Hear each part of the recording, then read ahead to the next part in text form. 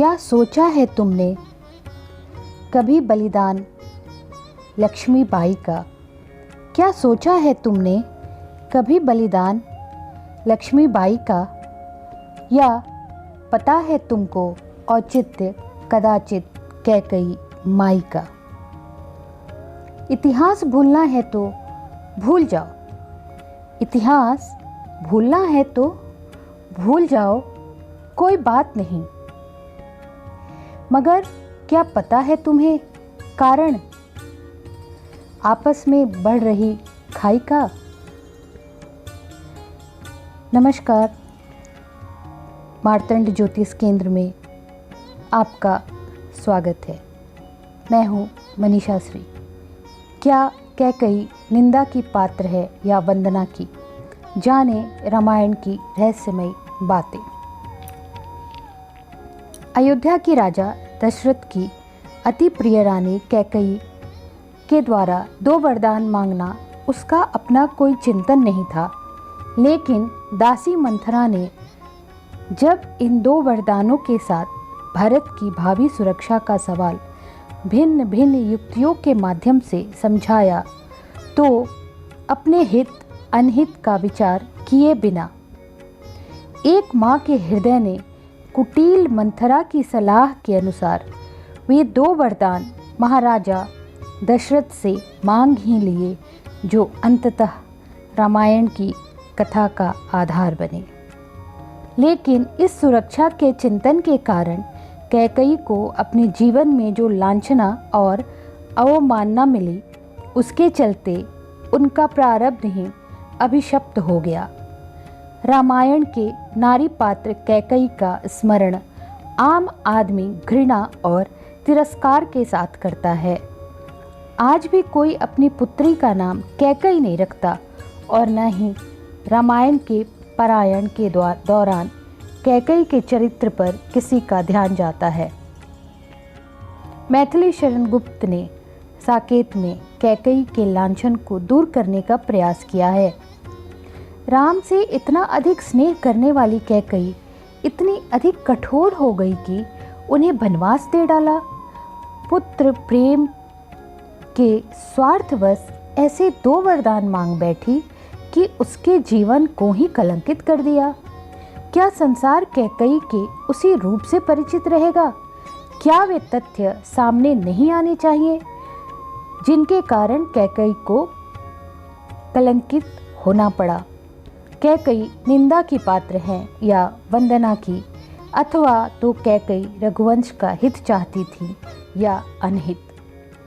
एक संत का कहना है कि कैकई वंदनीय और सिर्फ वंदनीय ही हैं।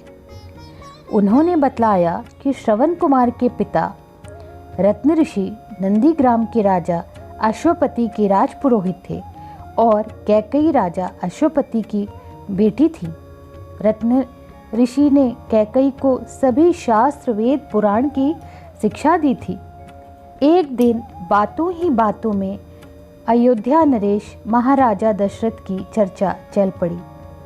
रत्न ऋषि ने कैकई को बतलाया कि दशरथ की कोई संतान राजगद्दी पर नहीं बैठ पाएगी और साथ ही ज्योतिष गणना के आधार पर यह भी बतलाया कि दशरथ की मृत्यु के पश्चात यदि 14 वर्ष के दौरान कोई संतान गद्दी पर बैठ भी गया तो रघुवंश का नाश हो जाएगा। यह बात कैकई ने पूरी तरह हृदय में बैठा लिया और विवाह के बाद भी कैकई के जेहन में यह बात पूरी तरह समाई हुई थी। अब दशरथ के साथ कैकई के विवाह के प्रसंग पर आते हैं।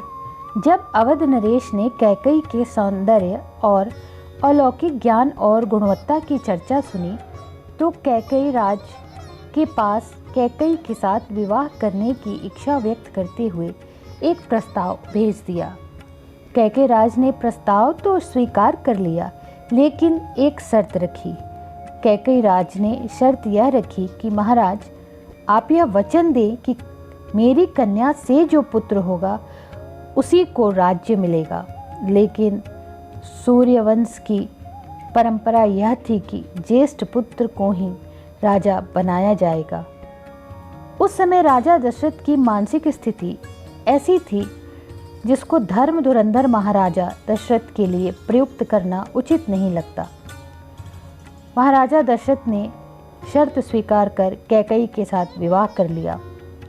जब राम के राज तिलक करने का अवसर आया तो बुद्धिमती कैकेयी को राजपुरोहित के कथन का स्मरण हो गया और उसने यह निश्चय कर लिया कि वह अपने प्रिय पुत्र राम को रघुवंश के विनाश का कारण नहीं बनने देगी, और वही हुआ। राम के वनगमन के पश्चात भी कैकेयी भरत के लिए भी यही चाहती थी कि वह सिंहासन पर बैठकर राज्य का संचालन न करे, और यही हुआ। भरत ने राज्य कार्य तो संभाला, लेकिन राज सिंहासन धारण न कर सिंहासन पर राम की चरण पादुका स्थापित कर राज्य का शासन कुशासन वहीं पर बैठकर संचालित किया। भरत ने शासन करते हुए अयोध्या के कुशासन को सुशासित किया। संत का मानना है कि राम को 14 साल की वनवास की अवधि में एक भी मौत नहीं हुई। इतनी ज्ञानवान और गुणवान और राम को भरत से भी अधिक प्रेम करने वाली कैकेयी कुटिल मंथरा के बहकावे में कैसे आ गई। संत का कहना था कि आप मानस का गंभीरता के साथ अध्ययन करें। मानस का सिर्फ पारायण ही पर्याप्त नहीं है। मंथरा की कुटिल बातें सुनकर कैकेयी ने क्या कुछ नहीं कहा। पुनियस कबहु कहसी घर फोरी, पुनियस कबहु कहसी घर फोरी, तब धरि जीव कड़ावहु तोरी। और फिर तुलसीदास जी ने एक दोहे कैकेयी के मुख से यह कहलवाया, काने खोरे कुबरे कुटीले, कुचाली जानी, तिय विशेषी पुनि चेरी कहे, भरत मातु मुस्कानी। इसके अलावा कैकेयी के चरित्र के संदर्भ में कोई राय बनाने की पूर्व देवताओं और सरस्वती की भूमिका पर भी तो विचार किया जाना चाहिए। यह प्रसंग रामायण का थोड़ा भी ज्ञान रखने वाले सबको ज्ञात है, इसलिए दोहराने की आवश्यकता नहीं। ऐसी परिस्थिति से घिरकर ही तो कैकेयी को ऐसे 2 वरदान मांगने पड़े जिनके चलते वह हर हाल हर काल और युग में एक कलंकिनी के रूप में परिभाषित होती रही। अपने जिस पुत्र भरत के लिए राज्य मांगा, उसी पुत्र से कैकेयी को कितनी लांछना भोगनी पड़ी थी। जो पै कुरुचि रही अति तो ही, जो पै कुरुचि रही अति तो ही, जन्मत काहे न मारे मोही। भरत ने अपनी माता के प्रति कैसे कुवचन, पापिनी सब ही भांति कुल नासा कहे, उनको भी कैकेयी रघुवंश की सुरक्षा के लिए सहन कर गई। भरत ने इस चौपाई में तो एक माँ के प्रति वांछित किसी मर्यादा का ख्याल भी नहीं रखा। जब मैं कुमति कुमति जीव ठयऊ, जब मैं कुमति कुमत जी ठयऊ, खंड खंड होई हृदय न गयो। पर मांगत मन भय नहीं पीरा, वर मांगत मन भय नहीं पीरा, गिर न जी मुँह परेऊ न कीरा।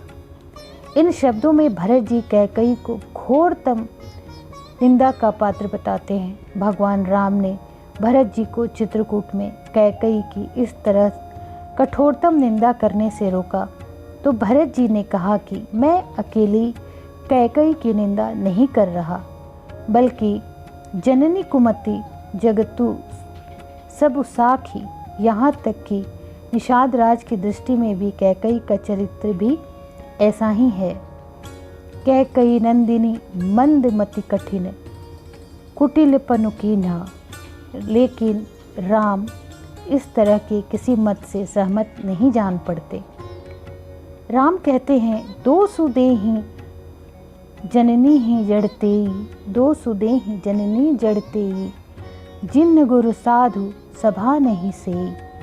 मानस का गहन अध्ययन करने पर यही कहना पड़ता है कि कैकई निंदनीय है या वंदनीय, इस पर मंतव्य देना कोई आसान बात नहीं है,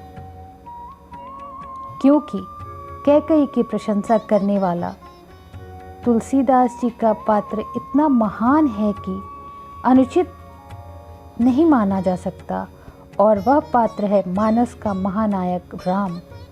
दूसरी ओर कैकई की निंदा करने वाले हैं भरत, और उनका चरित्र भी इस तरह चित्रित किया गया है कि हम यह नहीं कह सकते कि वे गलत हैं। कुल मिलाकर रामायण में परिस्थितियाँ इस तरह रची गई हैं कि तुलसीदास जी ने मूर्त रूप से भले ही निंदनीय के रूप में प्रस्तुत किया हो, लेकिन कैकई के 2 वरदान के परिणामों पर तो जाएं तो वे वंदनीय ही हैं। मैथिली शरण गुप्त जी के शब्दों में स्वयं कैकई ये बात भी स्वीकार करती हैं। बने रहिए हमारे साथ ऐसी ही धार्मिक और धर्म ग्रंथों से जुड़ी हुई महत्वपूर्ण जानकारियों, मंत्रों, कथाओं का श्रवण करने, सुनने और समझने, इनके महत्व को जानने के लिए हमें लाइक करें, शेयर करें, सब्सक्राइब करें। कमेंट बॉक्स में अपने बहुमूल्य कमेंट अवश्य लिखें। बेल आइकन दबाना बिल्कुल भी ना भूलें और हमें फॉलो करते रहें। धन्यवाद।